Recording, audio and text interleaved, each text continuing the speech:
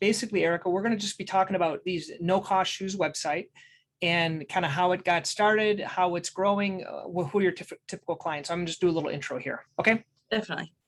Hello and welcome to Podiatry Practice Mastery. My name is Don Pelto and I am here today with Erica from No Cost Shoes or Quantum Medical. Thank you, Erica. Hi, how are you doing? Thank you so much. I'm good. We chat all the time. You're the one that takes care of all my paperwork.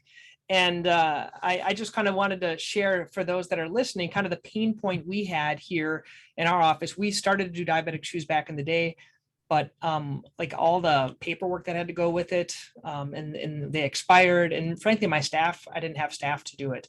And so we tried to use local providers of DME, but there's less and less people wanting to do shoes. So and then pretty much everyone sent us letters saying, hey, we're not doing shoes anymore. All they want to do is braces. And so I'm like, gosh, I need something else. And that's how I came on this no cost shoes, which is Quantum Medical. That's how I got to you. So yes. Erica, is that kind of something that's happened to a lot of different doctors that you guys are seeing? Absolutely. We're watching a lot of giants crumble in this industry, in the sense that, they'll stop one item to take on another that's a hot commodity at the moment, and then it becomes a saturated market. We've seen it time and time again. Originally, it started out with testing supplies, and then it went into some other diabetic supplies. And next thing you know, you've got a product that not many other people are providing, especially in the O&P world. A lot of them are not doing shoes any longer because they're a higher ticket item, like you said, is the bracing. And there's a lot of red tape around those diabetic shoes that really don't need to be, but it does make it more difficult for the provider. Yeah, so who we have local is like Hanger, and they're not doing it, and they're national, and they pretty much said, hey, it's funny, like we'll do your brace, but we won't do the shoe that the brace goes into. And I was like, okay, well, what do I do now? And that's where we kind of came up on this. So tell me a little bit. Let's talk first about the elephant in the room. How do you guys get through all the paperwork? Like, isn't it a pain? Like, how do you make it easier? So it's actually beautiful. The owner of the company, my CEO, Mark Vitrano, he has a background in science engineering, computer science engineering. So he created the software system that we use. And he's also a CPED, certified podorthist. So he has a CPED mind at heart while creating that software system, right? So he realized that more and more clinicians in the field were becoming responsible for obtaining medical records, prescription paperwork. That's not what they were brought on to do. They were brought on to see patients, treat them, fit them for their shoes, make sure they have proper device on their body, not deal with paperwork. So the software system that he created helps to streamline that process from beginning to end, allowing the system to automate all of the requests for medical records, prescription paperwork, anything that we need to be Medicare compliant. Our software system mandates it so that it can't move forward until you are. So the first step would come. So let's talk about a process of a patient. I do the referral, I do the prescription. So basically the way I do it is that patient comes in for a diabetic foot exam. Once a year I say, hey, we're going to do ABIs or a PadNet, and then we're also going to do shoes. And then I send that referral to you. You guys then send me something that I just electronically sign. That goes back to you. Then what happens next? Because I don't know what happens next. Yeah, so thankfully, the software system will then automate the request for the CMN, the certifying medical necessity portion, to go out to the patient's primary care physician or endocrinologist, whatever physician treats the patient for their diabetes. Essentially, that physician will then verify the need for the patient. We get that paperwork back, and then we have a fitter reach out to the patient to see them in the comfort of their own home. Now, so when you guys call the patient, do you guys call them on the phone or do you do it via email to contact them? Yeah, we'll give them a call. Okay, you say, okay, who takes care of your diabetes or who's your endocrinologist, right? That's what you'll ask them, and then you'll find that in your system. You'll document that, right? Yeah, majority of the time when we receive a referral, either from your office or any other provider, we'll have that information already majority of the time. So they'll provide primary care physician, we'll enter that into the system, create the process, and then once we have paperwork, the patient hears from us because it's ready for them to be seen. Now, I've had some of these doctors, let's say endocrinologists or even primary cares, like we do the prescription, but they don't know if they qualify. How do you get around that? Do you make it? I know the one you send me is real simple. I'm sure you send a similar one, like non-palpable pulses, neuropathy, and they just check the box and send it back to you. Is that kind of what it looks like? Correct. The certifying medical necessity form has conditions that will make the patient eligible for the shoes and diagnosis, right? So the primary care physician, endocrinologist, whoever will sign off on that portion, but we also send off your portion along with it. So they Oh, can see your patients being seen, their feet have been evaluated, their foot doctor has already provided that, yes, I believe this patient needs this. So a lot of times those providers are a lot less weary to sign off on it, knowing that, okay, they have a following, they're being cared for, and they know that there's a reason why this patient needs this product. now when I send mine to you, you don't get a copy of the note though, do you? You just get the referral, or does it give you a copy of that last note? No, we obtain medical records on the other end. So On the there's a other whole other team, yeah, that works on medical But they, records. okay, that's neat. And then, so then you guys make the appointment. I was thinking in terms of like return on investment, like you guys have to do, you do 2 visits to the patients. You go one just to show them the catalog, and then one and put foam impressions or whatever, and then the other one to fit them, right? Correct. So the first visit is to go over shoe selection, like you mentioned, take a sizing of the patient's foot evaluation to make sure there aren't any adverse reasons why we wouldn't be able to Mhm. see the patient, any contraindication. And then we'll move forward with ordering the shoe, and then we go out to see them the second time to place the shoes on their feet and confirm for a good fit. Wow. Now, I don't know if the owner deals with the finances, but I guess the way you guys can do it is you don't have a huge overhead. I'm just thinking like financially, like a lot of these places, they have these big real estate things that they have to pay for their monthly thing. Whereas, because I don't know what's the margin on shoes? Is it $100, $200? Are you familiar with that at all? I keep myself way away from that. It's how I find peace and I can sleep at night. Yeah. So to be honest with you, I wouldn't know the answer to that, but I know as far as our business model, we are unique in that we provide an in-home service. So a Yeah. lot of these other places, they have the costs associated with a storefront, Mhm. keeping those doors open. And that was particularly hard for a lot of providers during what I have done apocalypse, Yeah. which is, the height of the COVID outbreak. So that was very difficult for a lot of the providers that were having those storefronts, and a lot of people weren't coming in, where we were able to kind of keep going and allow patients the option to have someone come see them in their home or otherwise. Yeah, a lot of my patients, when I say that they're going to go to your home, they're happy because normally what happens is, and this is just the frustration thing, is like they call these places and they say, okay, we can get you in. Like maybe they reserve only limited spots, so we can see in 3 months, or Mhm. and they just make it real. They don't make it easy. And so I think Yeah. setting it up, going to their house, they really appreciate that. They're older.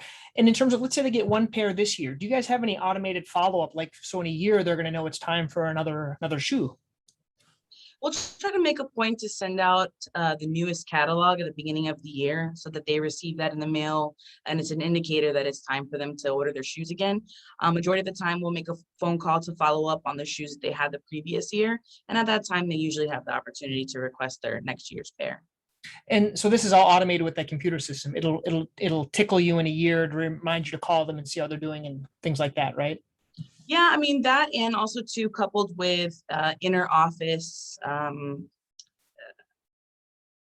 advances, there's different protocols that we'll hold on to throughout the Yeah. year. So depending on, the lag or if it's crazy, because every once in a while you can see when the snowbirds are here, when we pick Okay. up, Yeah. and then also too, we're nationwide. So there's also areas that are maybe difficult to go to during the winter. So it Okay. really, we rely on the patients to reach out to us as far as follow-up and coming back the next year. And also too, we build a great relationship with the provider. So a lot of times that provider is going to say, hey, did you get your shoes this year yet? That's helpful too. Yeah. So I always think about the marketing end of things. So having a tickler system I find really helps me. So basically what I do is around their birthday is when I do my diabetic foot exam. And that's where I'll do the circulation and the shoes. So every year when they're coming in around that time, a month or two before or after, I kind of merge it all together for that. That's what's worked for me. So let's talk about what percentage of your patients come from your website and your catalog, which is No Cost Shoes, which is a great website. And I'll put a link here for under this for people that want to go to it. How many go there and how many are referred directly from a provider?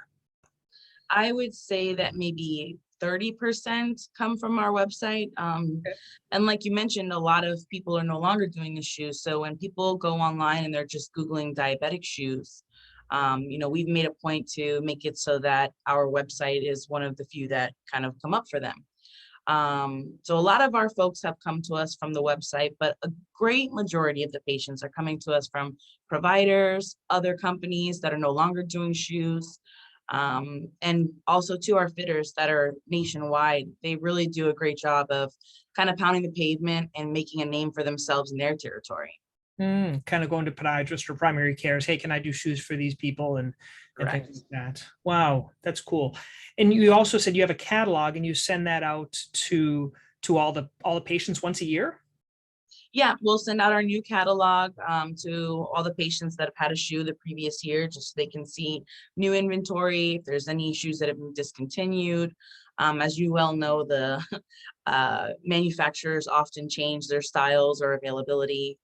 And that was another struggle this year, because I want this shoe that makes me look skinny, and we don't have that. That's why we kind of got out of it. I remember when we were doing it, we were like, you have two options. You can do the pee door, which is the one if you pee on it, stains it.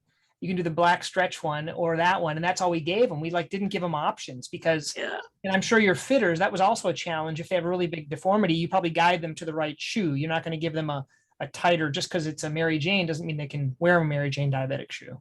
Yeah, it's really hard. You really start to kind of build a lot of empathy for the patients when they're going through something like that, because you realize that they're not always selecting what is best for them.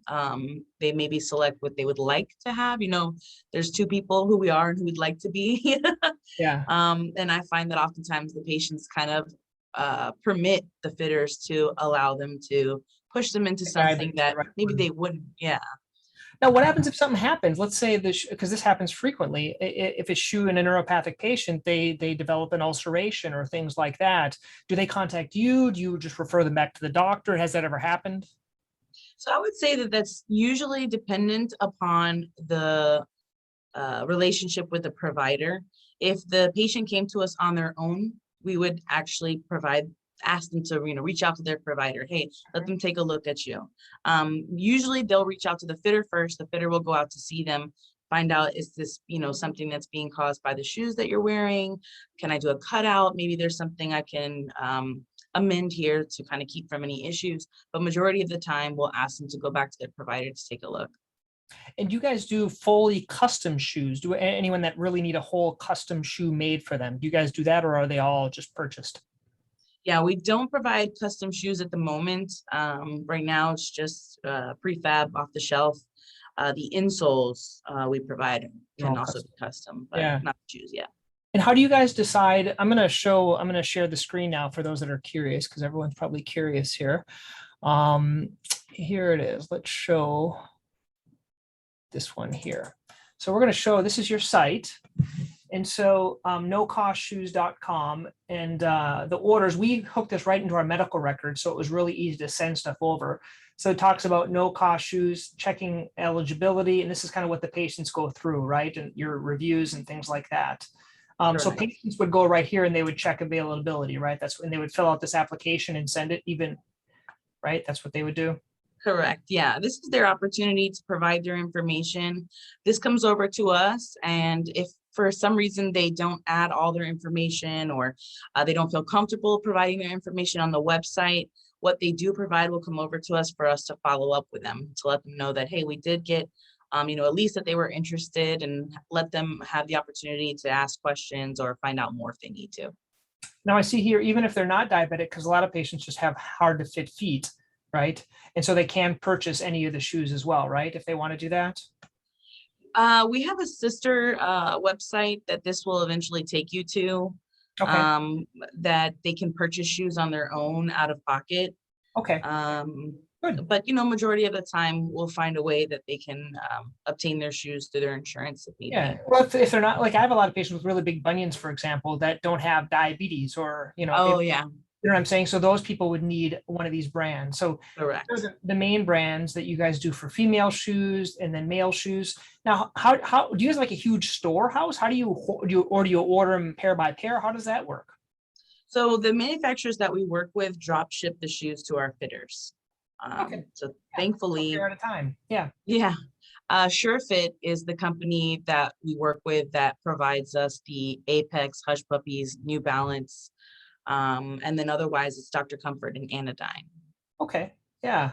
And so they drop ship them, and then do they do mismatched pairs? That's always a question.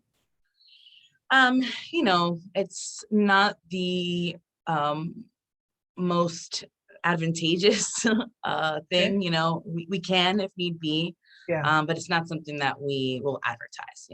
Yeah. No. So if they need to, they'll do it. Okay. And then you have some Absolutely. resources here. Cool. Yeah. No. And then it was so anything else they should look on here? I think that's pretty neat. They can do a live. Well, I'm so upset that we don't have our new website available yet for you because we are working on it right now. This Okay. is kind of this is our ode to the beginning, this website. So it's very old. We'll be revamping that, and it's going to be a lot more interactive for the patients. Actually, they'll be able to log in, check the status of their order. They'll be able to follow up on, how long it's been taking for the prescription paperwork to get signed and the Oh, like every background. step of the process, kind of like when you order your Yes. Domino's pizza, Yes. being made or what step it's in. Yeah, That's they'll be cool. able to go in and print their prescription form if need be. So it's going to be a lot more interactive for the folks. And how many fitters do you guys have approximately? Like, is there like 50, 100 Yeah, tons? we have just under 200 nationwide. Wow. And are a lot of these like, I'm just thinking out loud here now, because when we don't do this, but do they like go to like nursing homes and just do whole nursing homes and stuff? That has to be kind of a good thing for them. Yeah, definitely. We do have some clinicians that kind of have that company motto in mind. They'll go into the nursing home facilities. Um, I know that there are a lot of companies that do diabetic shoes that kind of push that motto. Mhm. That's not something that we force our fitters onto. If they like that environment and they prefer that, then by all means. But there are some fitters that prefer going home to home and taking their time on the road. And so I think that's another thing is that we've always given the freedom and the availability for these fitters to take whatever territory they'd like. Because I'm from Florida and here it's flatland. So Mhm. traveling 20 miles is nothing, but maybe up in the mountains or rural areas, 20 miles is like 2 hours. So Mhm. Yeah. that's why it's kind of depends on the fitter. Yeah. And so where do you guys see yourself in like 3 years? What's the future, Erica, for the company? Is it just getting more referrals and more fitters, or I guess you're branching into other supplies? Where do you guys see yourself in the future?